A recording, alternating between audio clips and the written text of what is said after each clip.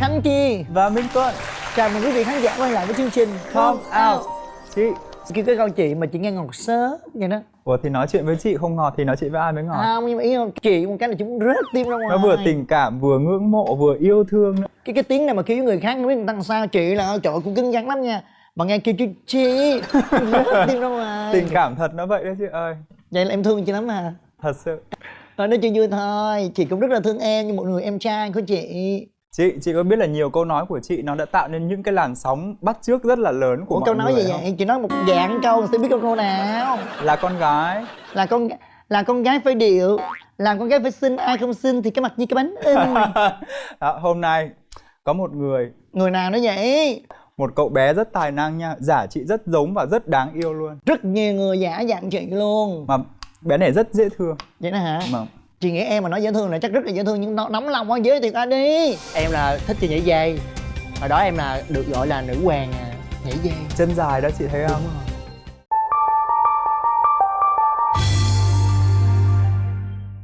Xin mời khách mời của ngày hôm nay.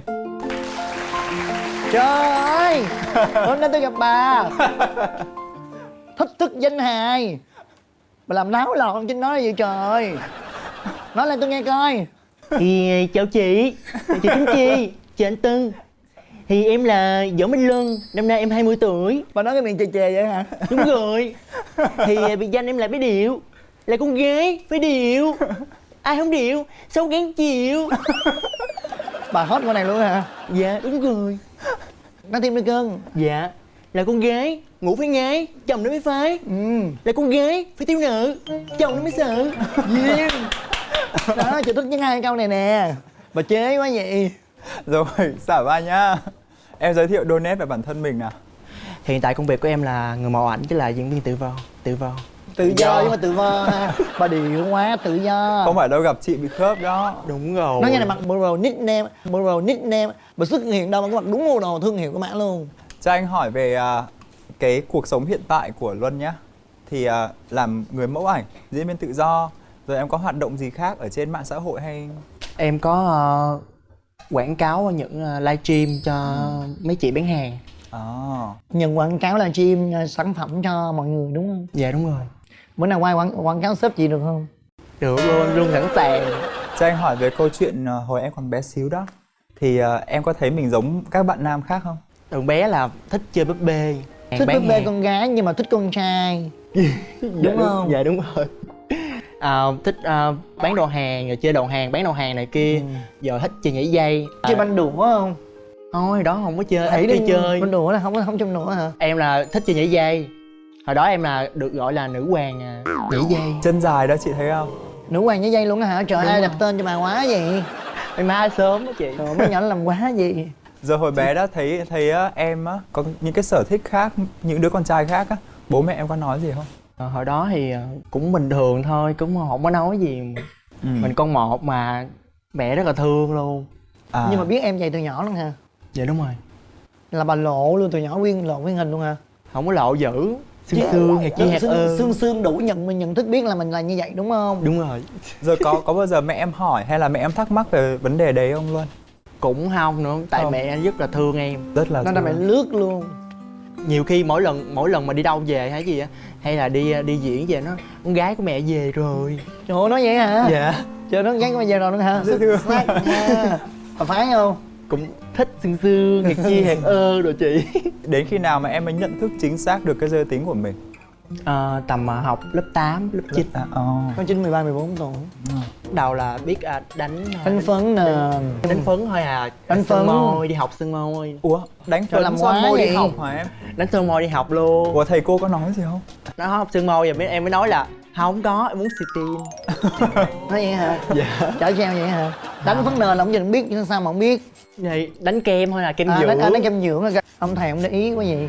Hồi đó em đi học là người ta lên trả bài ngữ văn, em không có trả bài ngữ văn. Lý do? Em chỉ lên em hát một bài hay thầy cho 10 điểm đi về. Tao dễ lấy 10 điểm chắc ông thầy ông giới tính gì rồi. Sao em hỏi ông giới tính gì không? Ông biết nữa, tại hồi nhỏ của em con đâu có biết rành đâu. Mà bây giờ ông thầy nó có vợ chưa? Chưa. Rồi, hiểu luôn. Ủa, Một phải nhau đi. nhưng mà anh chỉ thắc mắc là bài hát đấy là bài hát gì mà giúp em lấy được điểm 10 hay vậy? nhỏ bài mấy hồi xưa. Ôi hàng cây xanh thắm dưới mái trường mến yêu. Vậy hả? Dạ. Với mấy chị Mến Yêu bà nhấn vậy hả? Đúng rồi, trời ơi, Bây mình giờ- phải điệu. Rồi hồi bé khi mà em đi học em đánh phấn và thoa son đó, bạn bè mọi người xung quanh phản ứng như thế nào? Thì hồi đó mà mỗi lần ra chơi là cũng bị ghẹo hoài à. Bị đê này, bị đê nọ đó. Rồi em có phà lại không? Phà sao được, mấy thằng trai nó mạnh gần chết luôn. Thì nó- Tụi nó mình chửi là nó chơi nó canh. Đừng chửi cho nó nghe quần. nhàng đó. Anh ơi anh chửi em BD đúng không? Coi chừng mai mốt anh lấy vợ anh để con anh ra BD đó. Anh thích em đúng không? Muốn đi em cho chứ đừng ghẹo vậy. Xác Ôi biết chị trời. ơi. Người ta nói cười người hôm trước hôm sau người cười. Đúng không? Đúng rồi. Một trả lời một cách nhẹ nhàng và sang chảnh. Chị làm quá luôn khớp kìa. Không có khớp gì đúng không Cưng? Dạ đúng rồi. Đúng rồi. Rồi Luân ơi, cho anh hỏi về hoàn cảnh gia đình em đó. Thì mọi thứ nó có êm đềm suôn sẻ không? Mẹ không cho đụng móng tay làm gì hết trơn. Là Cưng sống rất là sung sướng gia đình. Tới năm khoảng 18 tuổi, gia đình em phải phá sản, phải đi trốn một nơi khác. À là đổ nợ đó. Dạ đúng rồi. Phải đi lánh mặt một thời gian luôn, không còn cách nào nữa nên em phải gọi cho cô của em để năn nỉ những người mà thiếu gia đình em thiếu nợ đó là phải xin về, phải góp cho trả từ từ. Thì em phải thân em là phải đi kiếm tiền. Coi như gia đình em làm đổ nợ Đúng rồi. rồi phải trốn đi một thời gian, sau đó là xin người ta về cho về ở đàng hoàng rồi xong làm từ từ trả nợ người ta. Đúng rồi, em là người đứng ra để trả. Thì lúc đấy em có bị hoang mang chênh vênh không? Rất là hoang mang. Hồi đó giờ mình đâu có động vào móng tay để làm gì đâu. Đi làm mà xin việc làm khó. Làm cái gì? Em hồi đó em ốm lắm, em chỉ có 49 kg thôi mà em cao nữa. Người ta nói là BD thằng này BD mà yếu xìu làm cái gì. Xong rồi em làm cho dì của em bán gà bán vịt. Lương em như vậy là bao nhiêu? 2-3 năm trước là 4-5 triệu. 4-5 triệu. Cái khoản nợ của gia đình em là bao nhiêu luôn? Mấy trăm. Em định là trong bao lâu em mới trả được hết cái món nợ quá nhiều đó? Tầm 1 năm mấy. Ủa 1 năm mấy là em Một trả năm xong mấy. hết hả? Em đi làm phụ dì em. Công việc là bán gà bán vịt. Nhưng mà em không có làm công việc đó nữa. Em phải kiếm thêm nhiều công việc nữa. Em phải suy nghĩ làm sao phải trả nợ nhanh. Vậy là em làm một lúc mấy công việc hay là sao? Một lần mấy công việc. Em mới suy nghĩ là em phải kiếm cái gì để cho mình kiếm thật là nhiều tiền. Em mới thấy mấy anh chị trên Facebook á nổi tiếng là nhờ quảng cáo mỹ phẩm là có Bán tiền. online rồi đúng không? Bắt đầu em mới hoạt động Facebook lại. Rồi, nói về hoạt động Facebook, anh tình cờ biết Luân lâu rồi qua những cái clip mà em chửi. Dạ. Cái thời gian đấy có phải là em cố tình làm như vậy để có khả năng kiếm tiền trả nợ cho gia đình không? Dạ đúng rồi ạ. Em phải bây giờ mình nổi theo cách bình thường dễ thương này nó lâu quá. Mình phải nổi theo cách khác để cho nhiều Làm người chiêu trò. chiêu Người ta trò chú để ý. cho mọi người chú ý tới. Nhưng mà anh chỉ muốn hỏi là cái chiêu trò đó nó có đem lại hậu quả gì cho em không? Thì bị người ta ghét thôi anh. Mà em cảm thấy em có dễ dàng vượt qua cái sự ghét của người khác không? Thì hồi đó là em cũng thấy buồn khi người ta phải ghét mình. Bây giờ là người ta chửi mình hoài á, mình cũng quen rồi. Bây giờ mình hồi đó là ai chửi em là em chửi lại hết. Bây giờ ai chửi em là em không có chửi nữa. Nói bây giờ người ta chửi mình á, người ta mang nghiệp thôi. Đâu có ai biết mình làm cái đó để vì cuộc sống của mình đâu. Người ta chỉ biết vô là xem người ta chửi mình thôi. Mà nếu như không làm như vậy á, thì mọi người sẽ không chú ý tới. Tại vì trên Facebook nó quá nhiều người đi. Dạ đúng rồi. Nhưng mà nói gì thì nói thì đối với anh thấy đấy cũng là một cách tiêu cực mà đúng không? Em có tự thấy nó đem lại cái năng lượng tiêu cực không? Dạ đúng rồi, đúng là cái đó là làm những cái lượt like, những cái lượt xem, những cái lượt chia sẻ làm tự nhiên đó mình thấy thích. Nhiều người biết tới mình, có nhiều người hâm mộ tới mình, hâm mộ mình nữa. Nên mình thấy thích là mỗi ngày là mỗi khi mà về buổi tối á, em suy nghĩ hôm nay, ngày mai phải quay clip gì để cho mọi người chú ý tới mình. Là tự em suy nghĩ ra hết hay là có ai Tự em suy nghĩ phụ vậy em hết. không? Tự em suy nghĩ vậy hết. Là làm gì là tự em quay luôn, tự em quay, tự em viết kịch bản cho em luôn. Quay thì có bạn em quay giùm. Cụ thể những cái chiêu trò mà em đã từng suy nghĩ ra là cái gì nào? Những quay clip, những clip chửi. Mà quay clip chửi hoài là mình thấy mình thấy sao em mới chuyển qua cái khác. Em quay những cái clip hát cover mà mình đâu có hát hay đâu nên Em clip, em nhép miệng lại. không có chép miệng. Em hát giọng dở mà kiểu dễ thương cho mấy người khác chú ý tới. Ai ngờ là rất là được nhiều người ủng hộ. Đâu, hát như thế nào mà nhiều người ủng hộ nào? Thử Hát cho thử anh nghe. một đoạn xem nào. Hát không? Hát thử một đoạn cho mọi người nghe nha. Ê nhóc ơi, em có đang rảnh không? Nếu mà em đang rảnh á thì em yêu chị đi. Tuy là chị hơi già mà cũng hơi tuy là chị hơi khùng mà cũng hơi lông bông, nhưng thiệt em có dám không? Ê nhóc ơi, em có đang đói không? Nếu mà em đang đói á thì mang chị đi. Đó, em quay những clip gì đó. Rồi sau đấy nhiều người share cái đấy ra. Dạ đúng rồi. Thu hút cũng được nhiều mấy chục ngàn lượt chia sẻ và clip em cũng được mấy triệu lượt xem. Cái clip này nó hát cái này hả? Hát bài khác mới được mấy triệu, bài này là bài mới. Bài hát là bài gì hát chị nghe coi. Hát không? Cái bài mà được mấy triệu đó nha. Bùa yêu. Hát đi. Yêu hay không yêu, không yêu hay yêu nói một lời. Bên nhà hay vui, chỉ cần nhớ. Người ta share là những cái đấy chị. Vậy hả? Em mà nhấn với đó đó kỳ mochi. Mấy cái nhấn đó rồi mấy tan quá trời tan luôn. Mấy bạn khi tan cho ta quá trời tan luôn. Mấy triệu luôn. Dạ mấy triệu luôn. Anh thắc mắc là cái chuyện tình cảm của Luân á, nó có suôn sẻ không? Dạ không, ở đó giờ chưa có yêu ai mà công khai luôn á. Là cái yêu đơn phương, yêu giấu giếm. Đúng rồi, mập mờ. Nhưng cái nói thiệt với người ta là mình yêu hay là mình chỉ yêu đơn phương thôi. Ở đó giờ em cũng muốn yêu lắm á, muốn mở lòng để thích một ai đó, mà yêu ai đó mà không có dám. Lý do tại sao em không dám? Em không đủ tự tin hay sao? Không phải thời buổi vậy, thời buổi bây giờ á chị, quỷ ma không à, quỷ ma trà Quỷ trộn. ma nhưng mà cũng phải có người tốt chứ cưng, đâu phải ai cũng Ai ma biết đâu. được, lỡ khi mà mình đã thích một người nào đó rồi á, khi mà mình nhận biết ra người ta không có thích mình, mà mỗi tối á, những cái dòng tin nhắn, những cái lời mà hẹn mình đi chơi hay là rủ mình coi phim á, mình tưởng người ta thích mình. Thật sự mình cũng lâu rồi mình chưa có người yêu, mình tưởng người ta thích mình, ai ngờ người ta không thích. Thích thì thôi, mình đi thích người khác có gì đâu. Những cái lời đó giống như là những cái lời tất cả chỉ là quảng cáo, ý lộn, tất cả chỉ là thả thính mình thôi. Thì cũng có sao đâu, như vậy thì mình cho lên đường, mình cho lui cung, mình tìm người khác. Chứ nếu mà em cứ suy nghĩ là không có ai thật lòng với em thì không bao giờ em có bạn và em có người yêu. Mình cho người ta cơ hội là mình tự cho mình một cơ hội. Chị xem mấy cái clip trên mạng của Luân á, thì người ta dễ có cái đánh giá tiêu cực về Luân á. Dạ đúng rồi. Có người nào đã từng thổ lộ với em là thích em nhưng mà vẫn ngại mấy cái Đúng clip rồi. đấy của em? Nó thích em mà ngại những cái chắc là tại em khùng quá, mất công sợ công khai là nói là tự nhiên sao quen cái này ghê quá, khùng điên quá, quen gì bóng gì mà bỗng khùng điên quá cho khùng.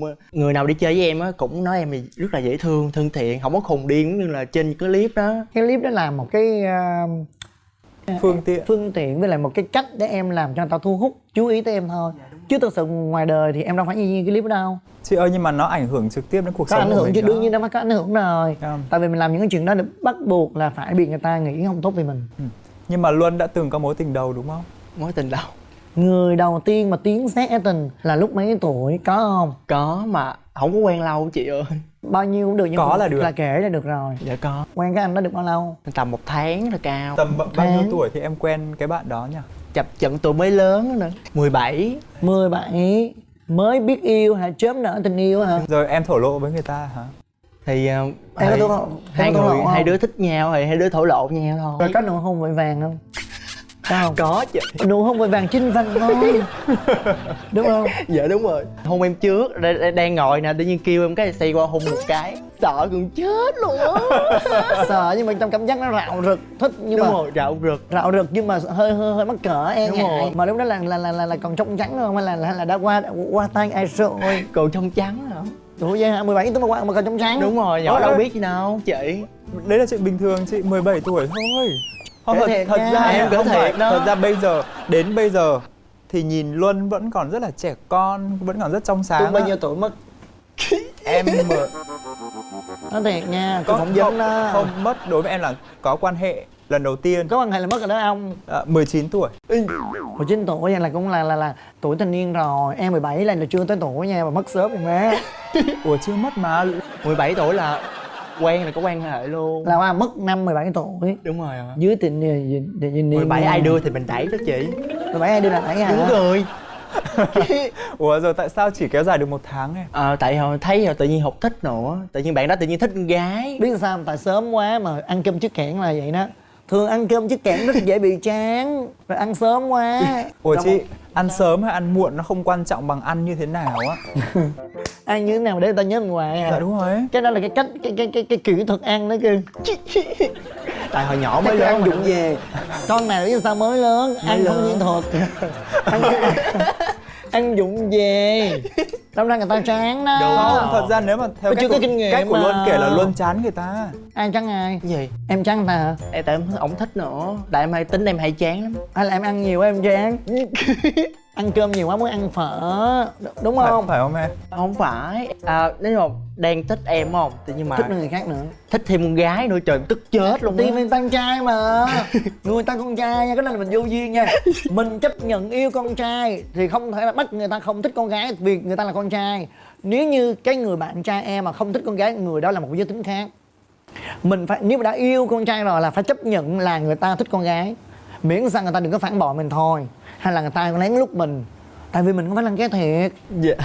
Hiểu không? Khi nào em chuyển giới như chị đi rồi em không hài lòng á, em lui Dạ. cung liền hả? Dạ. Em Lôi cung liền. lôi cung liền luôn. Phải cho bấm nút ve liền hả? Dạ. Rồi từ trước đến giờ em quen bao nhiêu người rồi Luân? Có nhiều người là làm quen nhưng mà em ít khi quen lắm.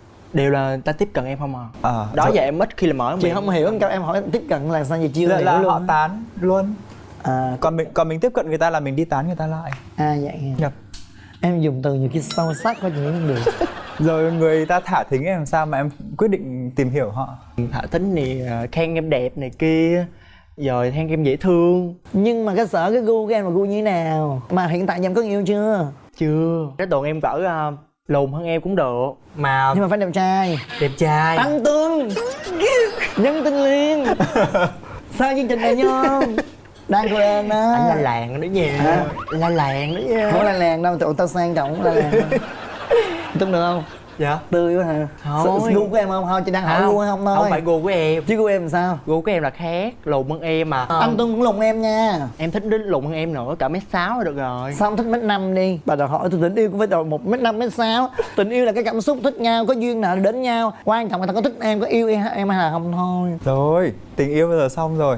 Thì khi mà em tham gia chương trình về hài đó thì em có ý định bước chân vào làm nghệ thuật nghiêm túc đúng không? Em là ước mơ em là muốn làm một diễn viên Diễn viên hài chuyên nghiệp. chuyên nghiệp. Rồi em có đầu tư cho bản thân mình để bước cái con đường đấy chưa? Dạ em chưa có học gì, tạm thời chưa học gì. Và sắp tới là sẽ học và sẽ kiếm nhiều cuộc thi để thi hơn. Thích làm diễn viên nhưng mà nghiêng về bên hài đúng không? Dạ đúng rồi ạ. Em chỉ mong là em có thể mang được nụ cười, mang tiếng cười cho mọi người. Có bao giờ thích làm con gái giống chị không?